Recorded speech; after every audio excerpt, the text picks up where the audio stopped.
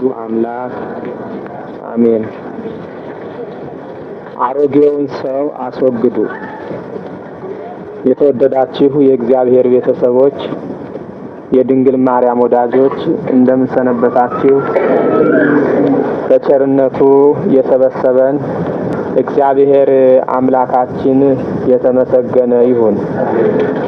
ዛሬ የምንማረው እንደ እግዚአብሔር ፈቃድ አሮጌውን ሰው አስወግዱ በሚል ርዕስ ይሆናል።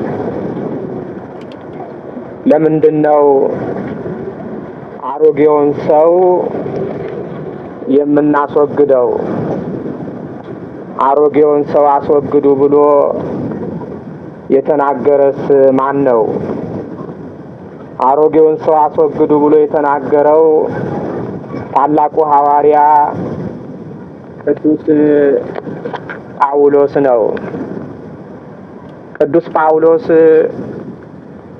ያለ ምክንያት አይደለም ይህን የተናገረው። የሰው ልጅ ሰውነቱ በጽድቅ መታደስ ሲገባው በኃጢአት አርጅቶ በኃጢአት ደክሞ በማየቱ ነው። በኃጢአት ያረጀ ሰውነት ወደ ፈጣሪው ሊመጣ አይችልም። በኃጢአት ያረጀ ሰውነት በጽድቅ ሊራመድ አይችልም። በኃጢአት ያረጀ ሰውነት እግዚአብሔርን ለማገልገል አይችልም። ሰው ማስወገድ ያለበት አሮጌውን ልብስ ብቻ አይደለም።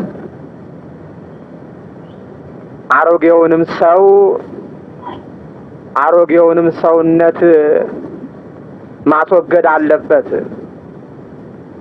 ሰው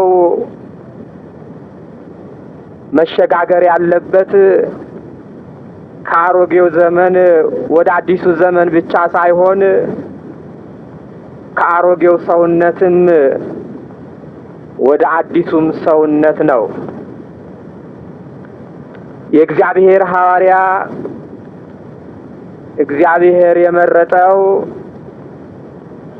በእግዚአብሔር መንፈስ ሁሉን የሚመረምር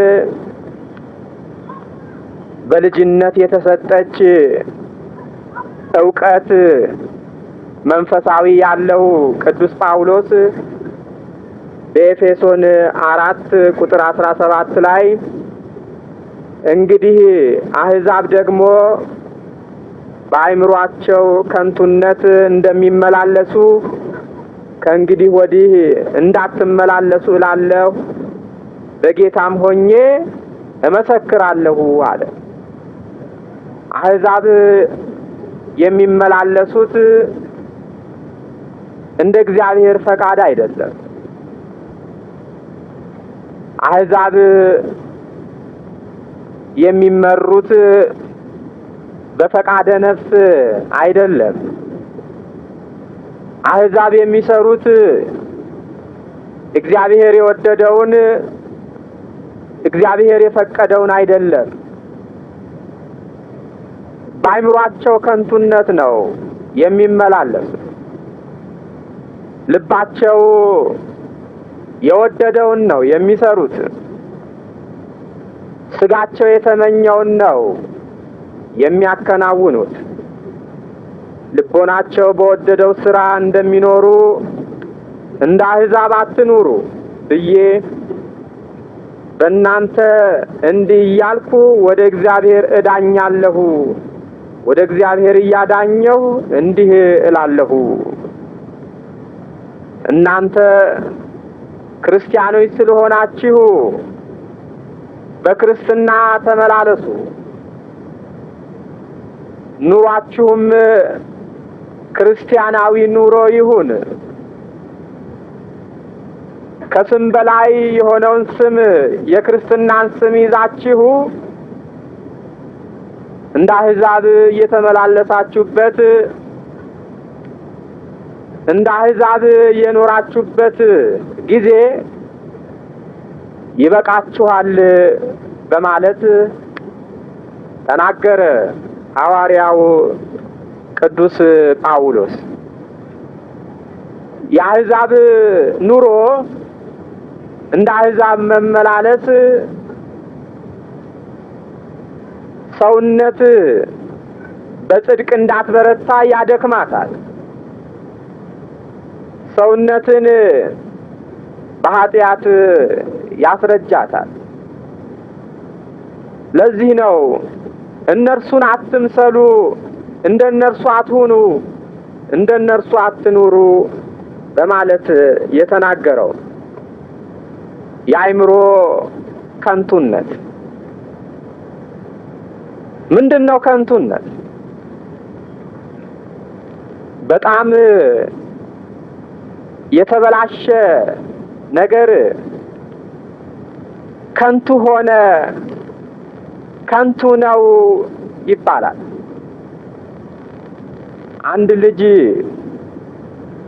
ባልጎ የማይመለስ ከሆነ አይ ከንቱ ልጅ ሆነ እኮ ይባላል። የመጨረሻ የተዋረደ የተበላሸ ነገር ማለት ነው ከንቱነት። ከንቱነት ባዶ፣ የማይረባ፣ ዋጋ የሌለው፣ ጥቅመ ቢስ፣ ተስፋ የማይጣልበት፣ የማያዋጣ ማለት ነው። ጥቅመ ቢስ የሆነ ነገር ሁሉ ከንቱ ነው። የማይረባ የሆነ ሁሉ ከንቱ ነው። ተስፋ የማይጣልበት የማይታመን ሁሉ ከንቱ ነው። ፍሬ የሌለው ገለባ ባዶ የሆነ ሁሉ ከንቱ ነው። የአሕዛብን ሕይወታቸውን፣ አስተሳሰባቸውን፣ ስራቸውን ሁሉ የአእምሮ ከንቱነት በማለት ተናገረ። እንግዲህ የአሕዛብ ኑሮ ከንቱ ኑሮ ከሆነ ከንቱ የሚባለው ምን አይነት ነገር ነው? ስጋዊ ኑሮ ሁሉ ከንቱ ነው። የሰው ልጅ ለስጋው በማሰብ፣ ለስጋው በመጨነቅ፣ ለስጋው በመሮጥ፣ ለስጋው በመውጣት በመውረድ የሚኖረው ኑሮ ከንቱ ነው። የዚህ ዓለም ኑሮ፣ የስጋ ኑሮ ተስፋ የሚጣልበት ኑሮ አይደለም። የሚረባ ኑሮ አይደለም። የሚያዋጣ ኑሮ አይደለም። ለጊዜው ይመስላል እንጂ ሰው አብዛኛውን ጊዜ የሚሮጠው ለስጋው ነው። ስጋዊ ኑሮ ግን ከንቱ ነው። ከንቱ ኑሮ፣ ስጋዊ ኑሮ የሚያስቡ አሕዛብ እንጂ የእግዚአብሔር ሰዎች አይደለም። ከንቱ ያልሆነ ኑሮ ክርስቲያናዊ ኑሮ ነውና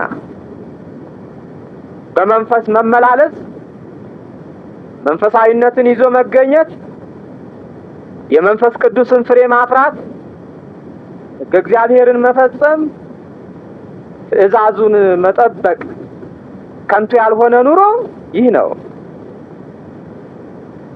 በስጋችን ግን ደልቶን ተቀማጥለን ብንኖር ይህ ኑሮ እኮ ከንቱ ነው። ኃላፊ ኑሮ ነው። ጠፊ ኑሮ ነው። መቼም ከኢዮብ የበለጠ ባለጸጋ አልነበረ።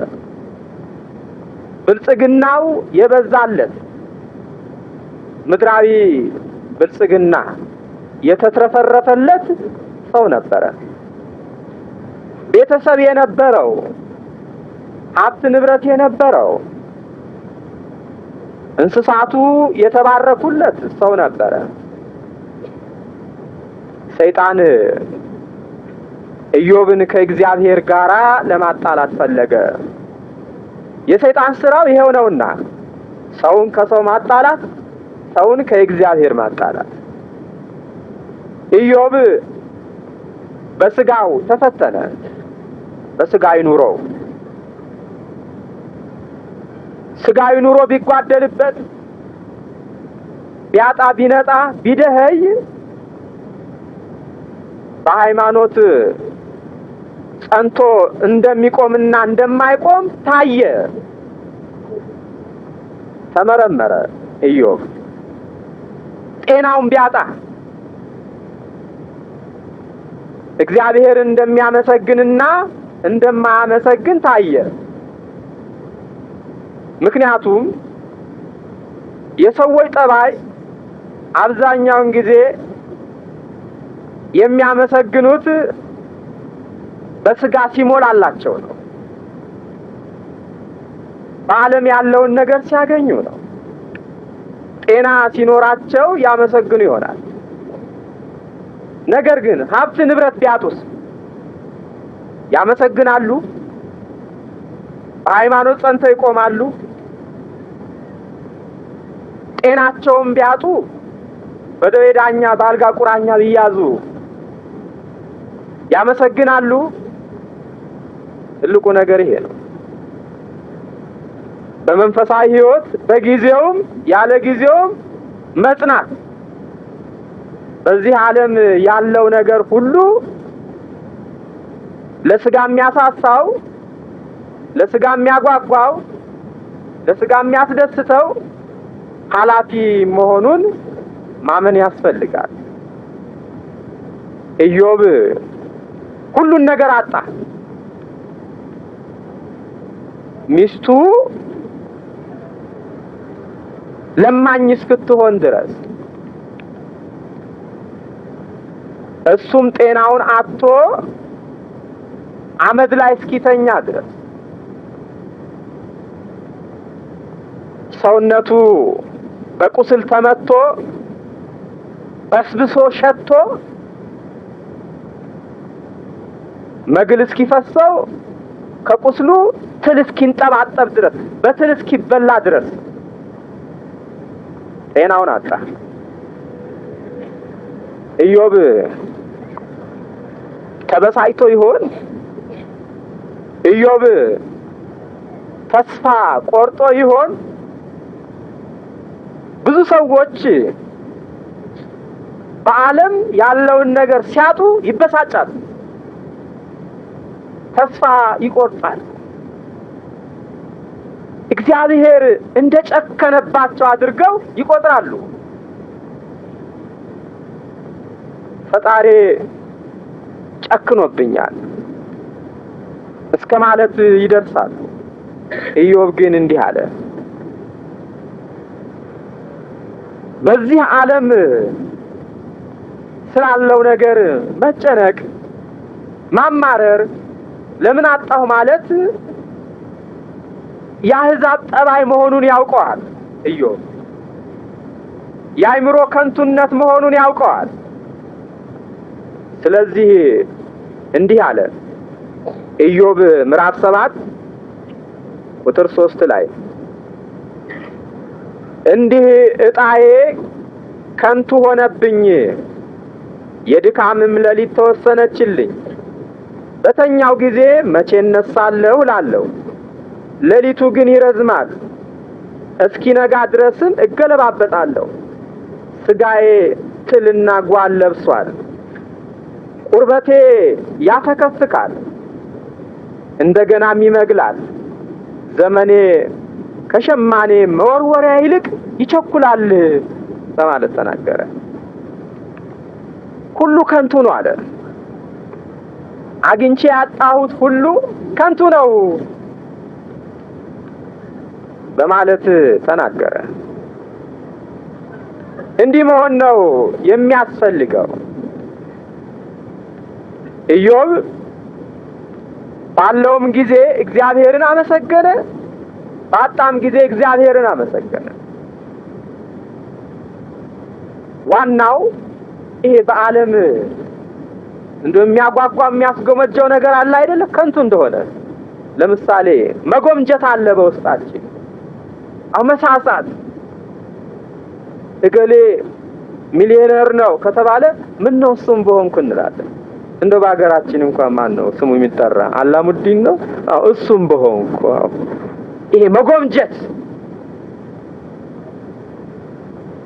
እሱም ባረገኝ ማለት አይደለም የሚገባው። ከንቱ እንደሆነ ማመን ያስፈልጋል። ከሰውነቴ ትል ይንጠባጠባል፣ ከስቃዩ የተነሳ ሌሊቱ ይረዝምብኛል፣ ቁርበቴ ያፈከፍካል። ቆዳው እኮ ነው ለመላላጥ ያፈከፍካል። ስጋ ሁሉ በስብሶ የሚተኛበት ጎን አጥቶ እኮ ነው። ይህን ቁስል ተሸክሞ ማን ነው የሚያመሰግን? ትል ተሸክሞ ማን ነው የሚያመሰግን?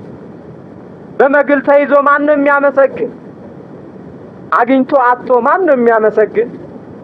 በልጽጎ ደህይቶ ማን ነው የሚያመሰግን? የእግዚአብሔር ሰዎች ግን ይሄን ሁሉ ተሸክሞ ያመሰግናሉ። እኛ ጤና እያለን አናመሰግንም። በሰላም ወጥተን እየገባን አናመሰግንም። በሰላም ተኝተን እየተነሳን አናመሰግንም። የዓለም የሆነውን እያየን ይሄን ለምን አላገኘውም፣ ይሄን ለምን አጣው፣ ይሄ ለምን ለኔ አይሆንም እያልን በአይምሮ ከንቱነት ተይዘን ከሰውም ስንጣላ ከራሳችንም ስንጣላ ከእግዚአብሔርም ጋር ስንጣላ እንኖራለን። ግን ለየትኛው ዘመን?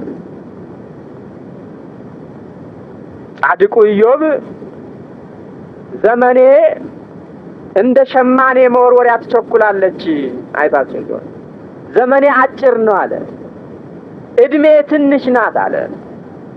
ስለዚህ ለከንቱ ኑሮ አልጨነቅም። እግዚአብሔር ሰጠ፣ እግዚአብሔር ነሳ፣ የእግዚአብሔር ስሙ ለዘላለም የተመሰገነ ይሁን። ራቁቴን ከእናቴ ማህፀን ወጣሁ፣ ራቁቴንም ወደ ምድር ማህፀን እገባለሁ። ወጣቶች ይሄን ልንይዝ ያስፈልጋል።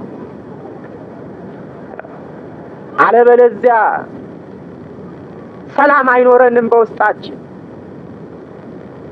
አንድም ቀን ሳንደሰት እንደተቅበዘበዝን ነው የምናልፈው። ዘመኔ ትንሽ ነው፣ እድሜ አጭር ናት እንበል። ይህ የእግዚአብሔር ሰዎች የሚናገሩት ቃል ነው። የእግዚአብሔር ሰዎች ምልክት ነው። የዓለም ሰዎች መለያ ግን ገና ብዙ ዘመን እንኖራለን ነው የምንለው። እቅድ ስናወጣ፣ ስናስብ፣ ስናወጣ፣ ስናወርድ፣ ስንሮጥ እንደው እድሜ ልካችንን በዚህ ምድር የምንኖር ነው የምንመስለው። አይደለም እንዴ? አንድም ቀን ዕለተ ሞታችንን አስበን አናውቅም። ሁላችንም ብንሆን ረጅም እድሜ የምንኖር ይመስለናል። ይህ ደግሞ የአእምሮ ከንቱነት፣ ልብ እንደወደደ ልብ እንደፈቀደ መሮጥ ነው። ክርስቲያኖች ግን የዕለቱን እያመሰገን የነገር እርሱ ያውቃል እያለ ልንኖር ያስፈልጋል።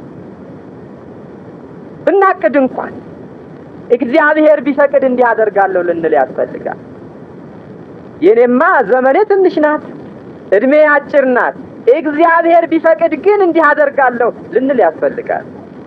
እንዲህ ከሆነ እንደ አሕዛብ ካለ የአእምሮ ከንቱነት ተላቀናል ማለት ነው። ስጋዊ ኑሮ ከንቱ እንደሆነ ልበ አምላክ ዳዊትም ተናግሯል። ልበ አምላክ የተባለው ያለ ምክንያት አይደለም። ብዙ ጊዜ ደጋግመን እንደተማርነው እግዚአብሔር ብላቴናውን ዳዊትን ባገኘ ጊዜ ኪታውን ለብሶ ወንጭፉን ይዞ በጎች ሲያግድ እረኛውን ዳዊትን ባገኘ ጊዜ እንደ ልቤ የሆነ ሰው ፈቃዴን የሚያደርግልኝ የእሴይን ልጅ ዳዊትን አገኘሁ አለ እግዚአብሔር። ዛሬም ቢሆን እግዚአብሔር እንደ ልቡ የሆነ ሰው ይፈልጋል።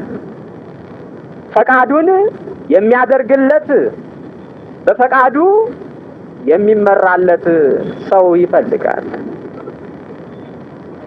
እንዲህ አይነቱ ሰው ዳዊት በመዝሙር 38 ቁጥር 4 ላይ አቤቱ ፍጻሜን አስታውቀኝ፣ የዘመኔ ቁጥሮች ምን ያህል ወደ ኋላ እንደምቀር አውቅ ዘንድ እነሆም ዘመኖቼን አስረጃቸው፣ አካሌም በፊት እንደ ኢምንት ነው። ሕያው የሆነ ሰው ሁሉ በእውነት ከንቱ ብቻ ነው፣ በከንቱ ይታወካል እንጂ በእውነት ሰው እንደ ጥላ ይመላለሳል።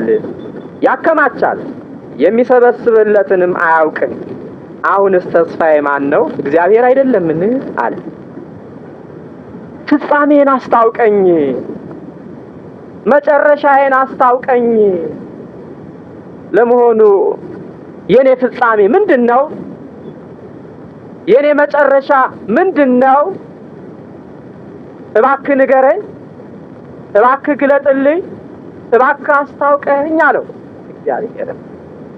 መንፈሳዊነት ይሄን ይመስላል።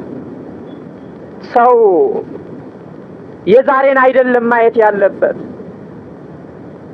ሰው የመጀመሪያውን አይደለም ማየት ያለበት፣ የመጨረሻውን ማሰብ አለበት። ፍጻሜውን ማሰብ አለበት። መውደቂያውን ማወቅ አለበት። ብዙውን ጊዜ የዓለም ሰዎች የዛሬን እንጂ የነገን አያስብ። ስልጣን የጨበጠ ሰው ዛሬ በስልጣኑ መጠቀሙን፣ ዛሬ በስልጣኑ ሰው መጉዳቱን፣ ዛሬ በስልጣኑ ተመክቶ መንደላቀቁን፣ ሰውን ማስለቀሱን ነው የሚያው እንጂ ነገ ምን ሆናለሁ አይልም። ብዙ ጊዜ ፍጻሜውንም ስለማያውቅ መጨረሻውንም ስለማያውቅ ፈጥኖ ይዋረዳል፣ ፈጥኖ ይወድቃል፣ ፈጥኖ ይሰበራል። ደስታው ፈጥኖ ወደ ሐዘን ይለወጣል። ጥጋቡ ፈጥኖ ወደ ረሃብ ይለወጣል። ሀብትም ያለው ሰው እንደው ነገ ምን ይጠብቀኝ ይሆን? መጨረሻዬ ምን ይሆን? ፍጻሜ ምን ይሆን አይልም። ዛሬ ልጨፍር ሲል ነገ ያጣና ለማኝ ይሆናል። ይሄ በስጋዊው ነው። በመንፈሳዊው ደግሞ ፍጻሜ ምንድነው? መጨረሻዬ ምንድነው? ሞት ወይስ ሕይወት? ብርሃን ወይስ ጨለማ? መንግስተ ሰማያት ወይስ ገሃነመ እሳት ማለት ያስፈልጋል። ልበ አምላክ ዳዊት ንጹህ ልብ ነበረውና አስተዋይ ልብ ነበረውና ለእግዚአብሔር የምትገዛ ሰውነት ነበረውና ፍጻሜን አስታውቀኝ፣ እኔ አላውቅም ማለት እኔ አላውቅም። አንዳንድ ሰዎች ፍጻሜያችንን እናውቃለን ይላሉ፣ መጨረሻችንን እናውቃለን ይላሉ። እኛ ጸድቀናል ይላሉ። አላጋጠማችሁም? እኛ ጸድቀናል ይላሉ።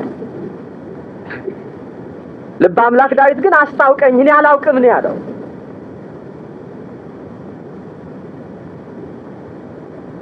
እኔ አልኮነንም፣ እኔ ጸድቃለሁ የሚሉ ሰዎች አሉ። አንድ አባት ለብዙ ዘመን በዚህ ምድር ላይ ሲጋደሉ ኖረው ከአጋንንት ጋር ከፍትወታት እኩያት ጋር ሲታገሉ ሲዋጉ ኖረው በመጨረሻ ነፍሳቸው ከስጋቸው ስትለይ ወደ ላይ ያርጋሉ ወደ ፈጣሪያቸው። ሰይጣን አሁን በትዕቢት ሊጥላቸው አይ አመለጥከኝ አላቸው። አይ በቀኝ ልቁም በግራ ልቁም ገና አላወኩም። ይሄ ነው መሆን የሚያስፈልገው። እንግዲህ ፍጻሜ ምንድነው እንበል? መጨረሻዬ ምንድነው? እንዴት ታደርገኝ ይሆን? ልንል ያስፈልጋል። ሕያው የሆነ ሰው ሁሉ ከንቱ ነው በማለት ተነገረ። ለምን ከንቱ ተባለ?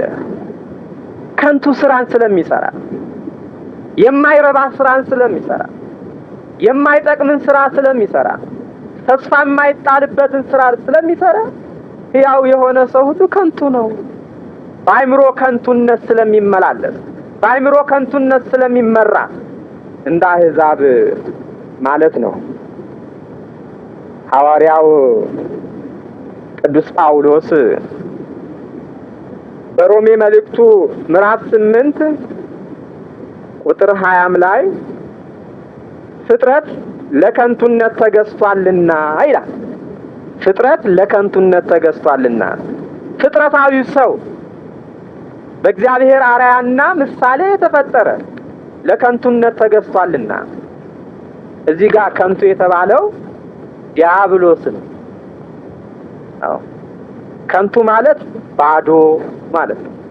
ዲያብሎስም ከእግዚአብሔር ጸጋ ምንድነው? እሱ ባዶ ነው። ከንቱ ማለት የማይረባ፣ ዲያብሎስም የማይረባ ነውና። ከንቱ ማለት የማይጠቅም፣ ዲያብሎስም የማይጠቅም ነውና። ከንቱ ማለት ተስፋ የማይጣልበት፣ ዲያብሎስም ተስፋ የማይጣልበት ነውና። ከንቱ ማለት የማይታመን፣ ዲያብሎስም የማይታመን ነውና። ፍጥረት ለከንቱነት ተገዝቷልና ማለት ዓለም ባለማወቅ ለዲያብሎስ ተገዝቷልና ማለት ነው። ተመልከቱ የሰው ልጅን ሕይወቱ ከንቱ፣ ሐሳቡ ከንቱ፣ የሚናገረው ከንቱ፣ ስራው ከንቱ። የተገዛው ለምንድን ነው? ለከንቱ። ለዚህ እኮ ነው ቅዱስ ጳውሎስ እንግዲህ አሕዛብ ደግሞ በአእምሯቸው ከንቱነት እንደሚመላለሱ ከእንግዲህ ወዲህ እንዳትመላለሱ እላለሁ፣ በጌታም ሆኜ እመሰክራለሁ ያለው። ስጋዊ ኑሮ ብቻ አይደለም ከንቱ፣ ጣዖትን ማምለክም ከንቱ ነው። ጣዖት ኃይል የለውም። ጣዖት ሕይወት የለውም።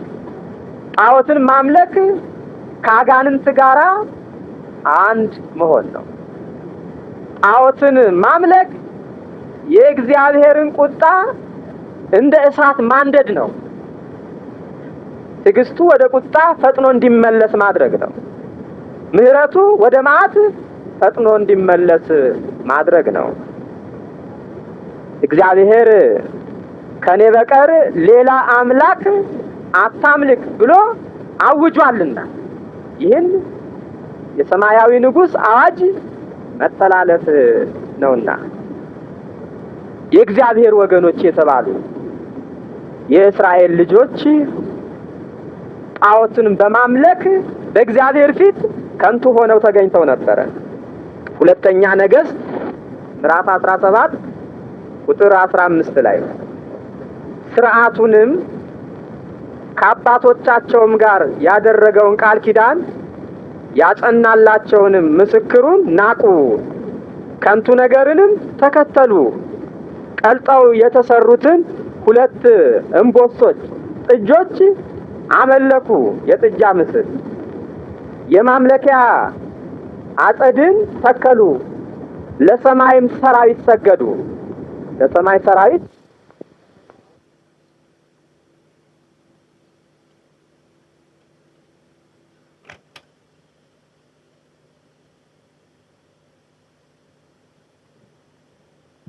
ስለዚህ ጣዖትን በማምለክ ከንቱዎች ሆነው ተገኙ።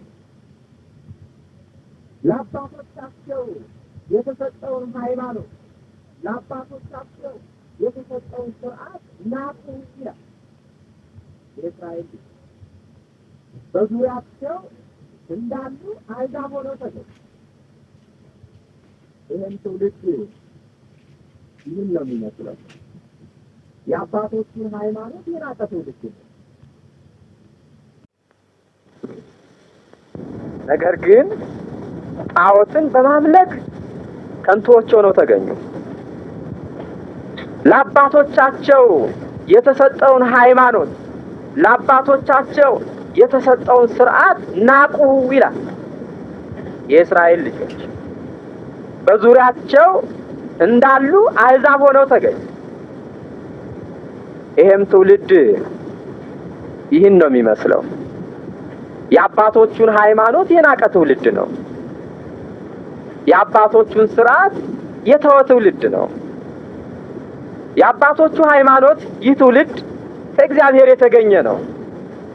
የአባቶቹ ስርዓት ከእግዚአብሔር የተገኘ ነው።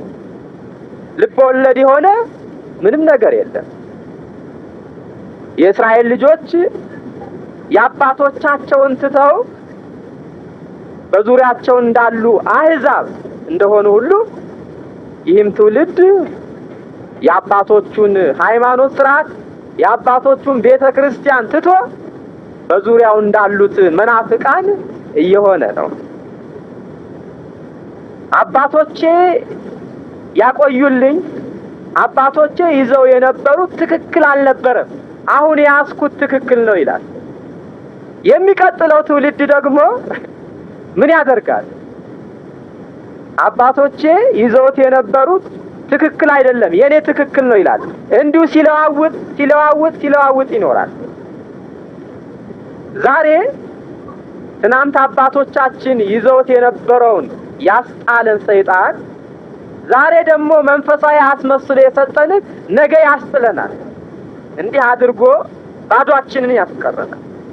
እንዲህ አድርጎ ራቁታችንን ያስቀረናል። እንዲህ አድርጎ ከንቶች ያደርገናል።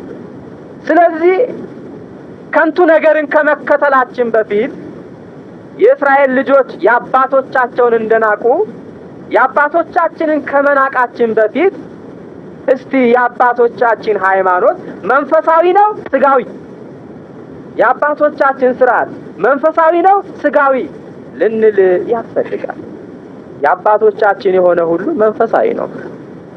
መጾም መንፈሳዊነት አይደለም? መስቀል መሳለም መንፈሳዊነት አይደለም? የማመስቀል ነው የኢየሱስ ክርስቶስ። ብቻ ያለውን ሁሉ በእግዚአብሔር ቃል ብንመዝነው በእግዚአብሔር ቃል ብንመረምረው መንፈሳዊ እንጂ ስጋዊ አይደለም።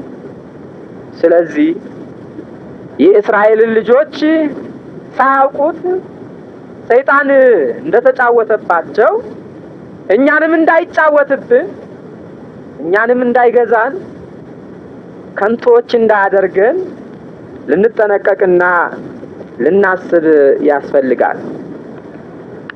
ሟርተኞች አደረጋቸው ሰይጣን። አስማተኛዎች አደረጋቸው ሰይጣን። ተመልከቱ፣ ሰው ሟርተኛ የሚሆነው ሰው አስማተኛ የሚሆነው የሥጋ ምኞት ሲያይልበት ነው። ከንቱ ነገርን ሲከተል ነው። በወንድሙ የማያሟርት የለም ዛሬ። በእህቱ የማያሟርት የለም ዛሬ። በጎረቤቱ የማያሟርት የለም ዛሬ። በጓደኛው የማያሟርት የለም ዛሬ።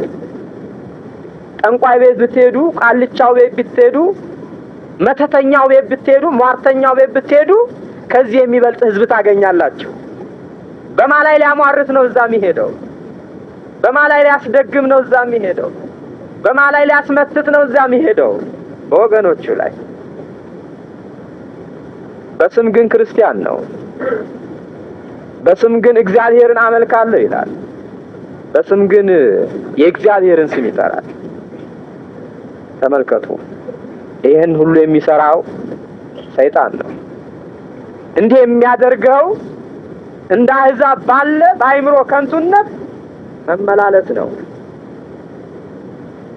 ትንቢተ ኢሳይያስ ምዕራፍ 41 ቁጥር 29 ላይ እነሆ እነርሱ ሁሉ ከንቱዎች ናቸው፣ ስራቸውም ከንቱ ናት፣ ቀልጠው የተሰሩትም ምስሎቻቸውም ነፋስና ኢምንት ናቸው። ጣዖትን ማምለክ፣ ጣዖቱ ከንቱ ነው። ጣዖቱን የሚያመልኩም ሰዎች ምንድን ናቸው? ከንቱዎች ናቸው ይላል ትንቢተ ኢሳይያስ ምዕራፍ 44 ቁጥር 9 ላይ የተቀረጸውን ምስል የሚሰሩ ሁሉ ከንቱዎች ናቸው፣ የወደዱትም ነገር አይረባቸውም፣ ምስክሮቻቸውም አያዩምና አያውቁም፣ ስለዚህ ያፍራሉ። የጣዖታትን ምስል ነው ከንቱዎች ናቸው ማለት ኢሳይያስ የተናገረው። ለመሆኑ እኛሳ ጣዖትን ከማምለክ ነፃ ነን? ዛሬ እኮ የጨሌ ጣዖት አለ። ጨሌ ይመለካል፣ ዛፉ ይመለካል፣ ወንዙ ይመለካል፣ ድንጋዩ ይመለካል። የማይመለክ ነገር የለም። በእኛ ጊዜ እንዲያውም በአዋጅ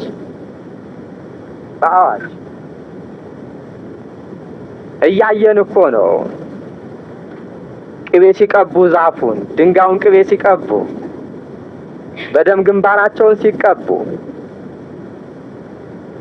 የማይታይ ነገር የለም ዛሬ። ምናልባት በእነዚህ እንፈርዳለን እኔና እናንተ። አትፍረዱ ይፈረድባችኋል የሚለው የእግዚአብሔር ቃል። በእያንዳንዳችን ልብ ጣዖት የለም። በእያንዳንዳችን ልብ ያለው ትልቁ ጣዖት ገንዘብ ነው። ገንዘብ የመገልገያ ዕቃ እንጂ ሌላ ምንም ትርጉም የለው። ለምሳሌ በወንበሩ እንገለገልበታለን፣ ተቀምጠንበታል። በሌላም በሰራናቸው ዕቃዎች እንገለገልባቸዋለን። መኪናውን የሰራው የሰው ልጅ ነው፣ እንገለገልበታለን አይደለም? በቃ እንደዛ። ገንዘብም መገልገያ ዕቃ ነው እንጂ እሱ ሊገለገልብን አያስፈልግም። እሱ ሊገዛን አያስፈልግም። እሱ ሊመራን አያስፈልግም። ገንዘብ ከገዛን፣ ገንዘብ ከመራን ወገኖቼ ትልቅ ጣዖት በውስጣችን አለ ማለት ነው። የእስራኤል ልጆች የአባቶቻቸውን ንቀው ከንቱ ነገርን ተከትለው ለጣዖቱ ሲሉ ልጆቻቸውን በእሳት እንዳቃጠሉ የኔና የናንተን ሰውነት ለትልቁ ጣዖት ለገንዘብ ብሎ የማይሆነው የለም ማለት ነው። ሰው ለገንዘብ ብሎ ይዋሻል፣ ለገንዘብ ብሎ ይሰርቃል፣ ያጭበረብራል፣ ያታልላል፣ ያምታታል፣ ሰውን ከሰው ያጋጫል ለገንዘብ ብሎ። እናቱን ይጠላል ለገንዘብ ብሎ፣ ወንድሙን ይጠላል፣ እህቱን ይጠላል፣ አባቱን ይጠላል፣ ጓደኛውን ይጠላል፣ ነፍስ ይገድላል። ማታ እየጠበቁ ማጅራት የሚመቱ የሚገድሉ ሰዎች፣ የሰውን ሰውነት በስለት የሚበጣጥሱ ሰዎች፣ ሰውን ገለው ድልድይ ውስጥ የሚጥሉ ወንዝ ውስጥ የሚጥሉ ሰዎች ለምን ብለው ነው? ለገንዘብ ብለው ነው። ገንዘብ ጣዖት ከሆነ እንዲህ ያደርጋል። ከራስ ጋር ያጣላል፣ ከወገን ጋር ያጣላል፣ ከእግዚአብሔር ጋር ያጣላል። ስለዚህ እኛ ማምለክ ያለብን ገንዘብን ሳይሆን እግዚአብሔርን ነው። ተስፋ ማድረግ ያለብን ገንዘብን ሳይሆን እግዚአብሔርን ነው። መመካት ያለብን በገንዘብ ሳይሆን በእግዚአብሔር ነው። እንደው የትዳሩን ዓለም እንተው። ትዳር ሲመሰረት ያለውን ጣጣ ምን አለው? ጥሩ ደሞዝ አለው። የመርካቶ ነጋዴ ነው። ሚሊተሪ ተራ ሱቅ አለው፣ አዳራሽ ሱቅ አለው። ገንዘቡን ሃይማኖት አለው ወይ አይባልም። ትህትና አለው ወይ? ትዕግስት አለው ወይ? ገርነት አለው ወይ? ቅንነት አለው ወይ? ፍቅር አለው ወይ? ሰላም አለው ወይ? የመንፈስ ቅዱስ ፍሬ አለው ወይ? እግዚአብሔርን አለው ወይ አይባልም። ገንዘብ አለው ወይ? ለምን? ሁላችንም ገንዘብን እንደ ጣዖት ስለምናመልክ። ይሄ በሽታ ዛሬ ወደ ወንዶችም ተጋብቷል። ላገባ ነው። ማንን ነው የምታገባው? እገሊትን፣ ስራ አላት፣ ገንዘብ አላት እየተባለ ነው። እንዲህ አይነት ችግር፣ እንዲህ አይነት በሽታ ውስጣችን አለ። እንዲህ ከሆነ እንግዲህ ሁላችንም ጣዖት አምላኪዎች ሆነናል ማለት። እንግዲህ ገንዘብን ልንሰራበት ልንገለገልበት እንጂ ምን ልናደርገው አይገባም ነው መልእክቱ። ልናመልከው አይገባም። ከገንዘብና ከሃይማኖት ምረጥ ቢባል ገንዘብን የሚመርጥ፣ ከገንዘብና ከእናት ምረጥ ቢባል ገንዘብን የሚመርጥ ከሆነ አንድ ሰው ጣዖት እያመለከ ነው አይደለም፣ ጣዖትን እያመለከ ነው። ይሄ ደግሞ ከንቱነት ነው ማለት ነው። ሌላው የሐሰተኞች ነቢያት ትንቢት ከንቱ ነው። ዛሬ ጠንቋዩም እንዲህ ይሆናል እንዲህ ይመጣል እያለ ይጠነቁላል፣ ይናገራል። ይሄ ከንቱ ነው፣ የማይረባ ነው፣ ተስፋ የሚጣልበት አይደለም። ሐሰተኛውም ነብይ ተነስቶ እንዲህ ይሆናል፣ አዎ በእኔ አድሮ ትንቢት የሚናገር የጌታ መንፈስ ነው ይላል። መቼም በማቴዎስ 24 እንደተነገረው ሐሰተኞች ነቢያት፣ ሐሰተኞች መምህራን የሚነሱበት ጊዜ ስለሆነ መንፈሳውያን ያይደሉ ስጋውያን፣ የእግዚአብሔር ያይደሉ የዓለም፣ በፈቃደ ነፍስ የሚመሩ ሳይሆን በፈቃደ ስጋ የሐሰተኞች ነቢያት ትንቢት ከንቱ እንደሆነ ነብዩ ሕዝቅኤል ተናግሯል። ምዕራፍ 13 ከቁጥር 1 ጀምሮ። ትንቢተ ዘካርያስ ምዕራፍ 10 ቁጥር 2 ላይ እንዲህ ይላል፣ ከንቱነትን ተናግረዋልና ሟርተኞችም ውሸትን አይተዋልና ሕልምንም የሚያዩ በሐሰት ተናግረዋል፣ በከንቱም ያጽናናሉ፣ እረኛም የላቸውምና እንደ በጎች ተቅበዝብዘዋል ተጨንቀውማል። ያልተገለጠላቸውን ተገለጠልን፣ ያልታያቸውን ታየን ብለው ከንቱነትን ይናገራሉ፣ ሌላውንም ያጽናናሉ። እነሱ ግን በውስጥ በሰውነታቸው ምን አለ? ሁከት አለ፣ ጭንቀት አለ፣ መቅበዝበዝ አለ፣ ሐዘን አለ፣ ተስፋ መቁረጥ አለ። በልባቸው ተስፋ መቁረጥ እያለ አይዟችሁ ይላሉ ሰዎች። በልባቸው ጭንቀት እያለ ተረጋጉ እንጂ ይላሉ። በልባቸው ሐዘን እያለ ተጽናኑ ይላሉ። እንግዲህ እነዚህም ከንቶች ናቸው ይላል የእግዚአብሔር ቃል። ሐዋርያው ቅዱስ ጴጥሮስም በሁለተኛይቱ መልእክቱ ምዕራፍ 2 ቁጥር 18 ላይ እንዲህ ብሏል፣ ከንቱና ከመጠን ይልቅ ታላቅ የሆነውን ቃል ይናገራሉና፣ ከመጠን ይልቅ ታላቅ የሆነውን ቃል ይናገራሉና የእግዚአብሔርንም ቃል ይናገራሉ። ከእግዚአብሔር ቃል የበለጠ ታላቅ አለ? ከንቱነትንና ከመጠን ይልቅ ታላቅ የሆነውን ቃል ይናገራሉና በስህተትም ከሚኖሩት አሁን የሚያመልጡትን በስጋ ሴሰኛ ምኞት ያታልላሉ። እያንዳንዱን ሰው የሚያጠምዱት በምኑ ነው? በምኞቱ።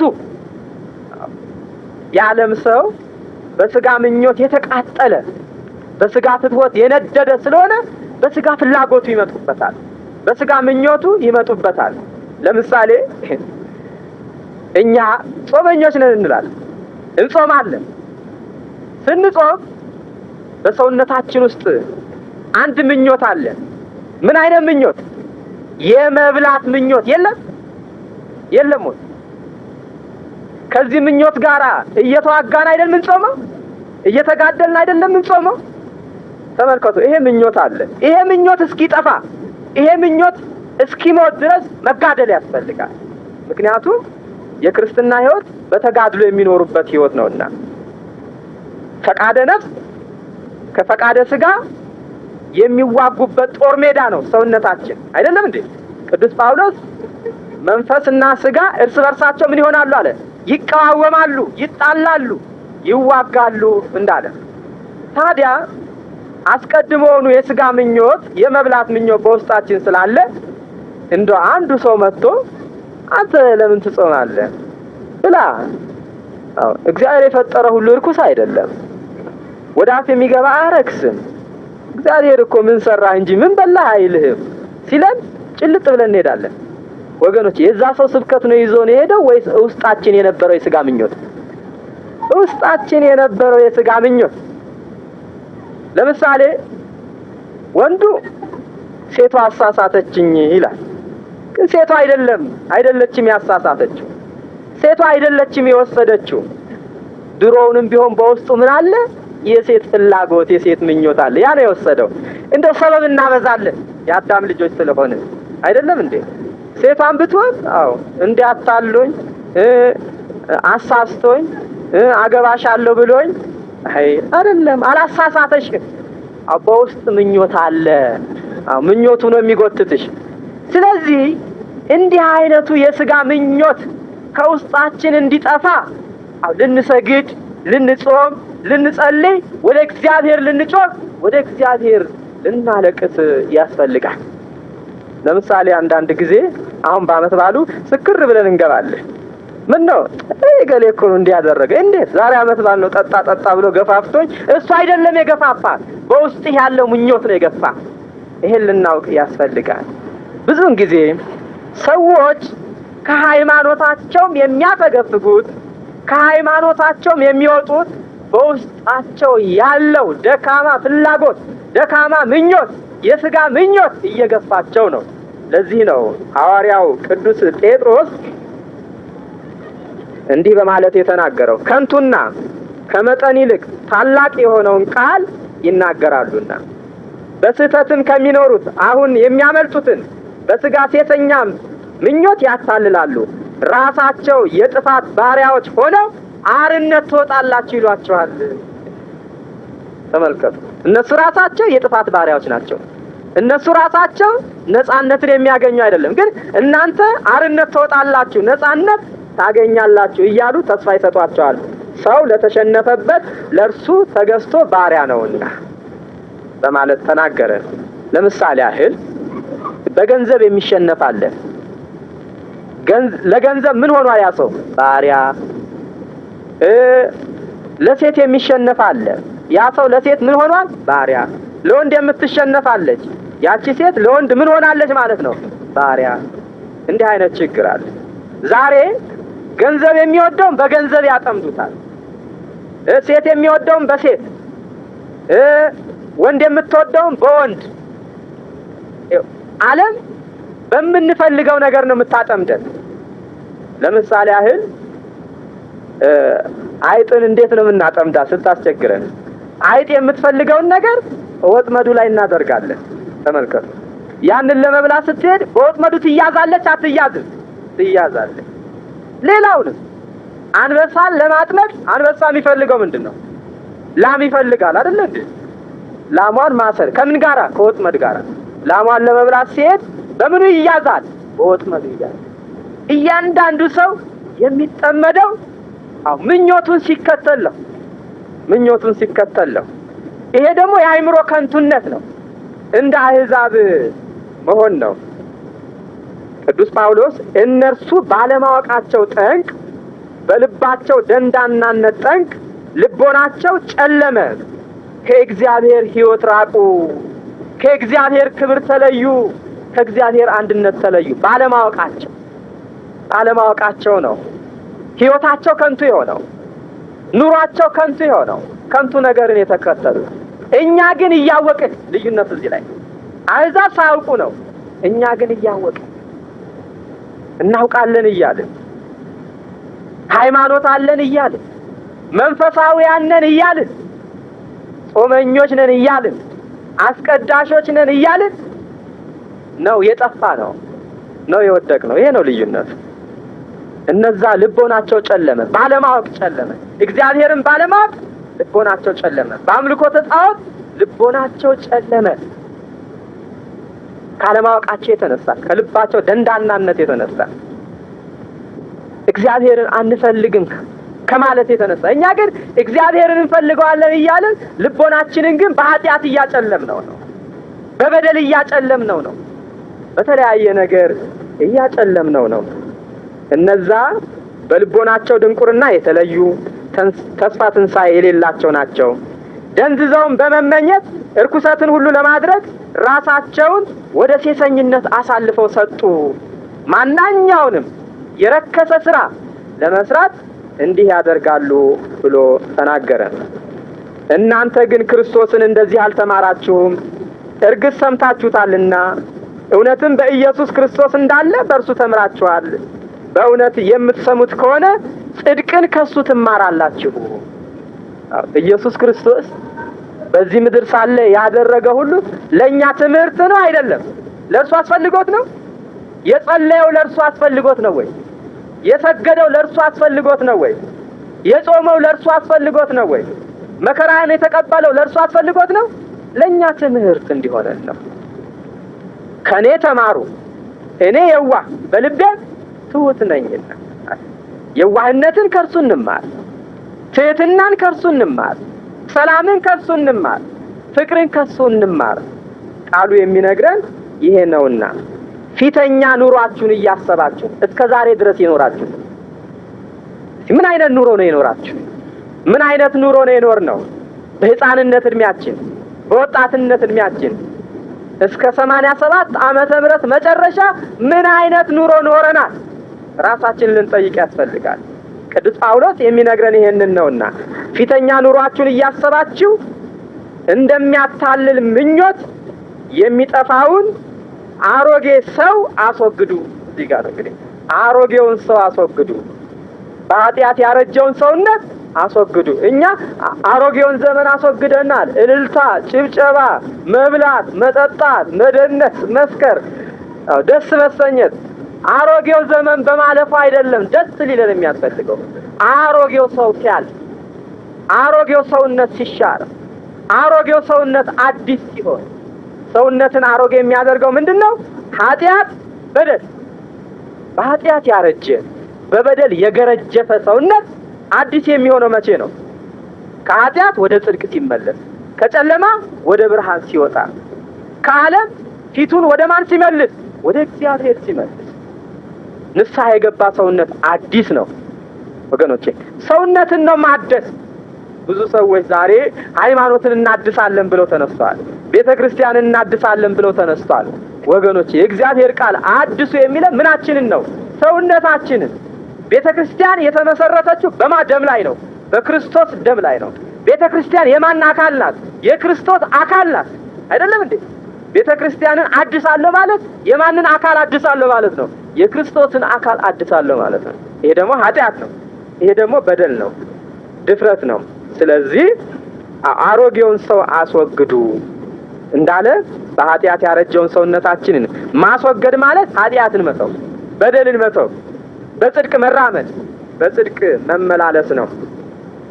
በሮሜ ምዕራፍ 6 ቁጥር 6 ላይ ከእንግዲህ ወዲህ ለኃጢአት እንዳንገዛ የኃጢአት ሥጋ ይሻር ዘንድ አሮጌው ሰዋችን ከእርሱ ጋራ እንደተሰቀለ እናውቃለን። ከማን ጋራ? ከኢየሱስ ክርስቶስ ጋራ። እሱ ነፍሱን ከሥጋው በመስቀል ላይ እንደለየ ከእሱ ጋር ተዋሂደን ለመኖር፣ ከእሱ ጋር አንድ ሆነን ለመኖር፣ እርሱን መስለን ለመኖር ይህ ብሉይ ሰውነታችን፣ ያረጀ ሰውነታችን፣ የገረጀፈ ሰውነታችን በጥምቀት ከኃጢአት የተለየ እንደሆነ ወቁ። በጥምቀት ከኃጢአት ተለይተናል። እንደገና ንጹህ የሆነ ሰውነታችንን አናቆሽሸው። ጥምቀት ማለት አዲስ ልደት ነው አይደለም እንዴ? ከእናት ከአባት መወለድ አሮጌ ልደት ተብሏል። አዲስ ልደት ተወልደን አዲስ ከሆነ በኋላ ወደ ኃጢአት አንመለስ ይላል። ሰውነቱ የሚያረጀው በፈቃደ ሥጋ ሲመራ ነው። እየጨረስኩ ነው። ሮሜ 8 ቁጥር 13 ላይ እንደ ሥጋ ፈቃድ ብትኖሩ ትሞቱ ዘንድ አላችሁና በመንፈስ ግን የሰውነትን ሥራ ብትገድሉ በሕይወት ትኖራላችሁ ይላል። ቆላስይስ ምዕራፍ 3 ቁጥር 9 ላይ አሁን ግን እናንተ ደግሞ ቁጣንና ንዴትን፣ ክፋትን፣ ካፋችሁ ስድብን፣ የሚያሳፍርንም ንግግር እነዚህን ሁሉ አስወግዱ። እርስ በርሳችሁ ውሸት አትነጋገሩ፣ አሮጌውን ሰው ከስራው ጋር ገፋችኋልና። ንስሐ ለገቡ ሰዎች ነው። አሮጌውን ሰው ይላል ከስራው ጋር ገፋችሁታልና የፈጠረውንም ምሳሌ እንደሚመስል ዕውቀትን ለማግኘት የሚታደሰውን አዲሱን ሰው ለብሳችኋል። ማለት በኃጢአት ያረጀውን ሰውነት በንስሐ ጥላችሁ፣ በንስሐ ቆርጣችሁ ሰውነታችሁ በጽድቅ አዲስ ሆኗል ማለት ነው። አዲስ ሆኗል። ክርስቶስን መስላችሁታል። ክርስቲያኖች ማንን መስለን ነው ልንኖር የሚያስፈልገው? ክርስቶስን ስለሆነ ነው። ታዲያ በአእምሯችሁም መንፈስ ታደሱ፣ ልቦናችሁም በእውቀት አድሱ፣ ለእውነትም በሚሆኑ ጽድቅና ቅድስና እንደ እግዚአብሔር ምሳሌ የተፈጠረው አዲሱን ሰው ልበሱት ማለት ክርስቶስን ምሰሉት። እዚህ ጋር ቅዱስ ጳውሎስ ቤተክርስቲያንን አድሱ አለ። የአባቶችን ሃይማኖት አድሱ አለ። የአባቶችን ስርዓት አድሱ አለ። ማንን ነው አድሱ ያለው? በኃጢአት ያረጀውን ሰውነታችን። እንግዲህ ሁላችንም ትንንሾችም ትልልቆችም ንስሐ ገብተን ሰውነታችንን በንስሐ አድሰን ስጋው ደሙ ተቀብለን በስጋው ደሙ ተቀድሰን የእግዚአብሔር አገልጋዮች ሆነን እግዚአብሔርን ደስ እያሰኝን እንድንኖር በዚህ በተሰጠን ዘመን የእግዚአብሔር ቸርነት የድንግል ማርያም አማላጅነት አይለየን። ሰዓት ስላሳለፍኩባችሁ ይቅርታ።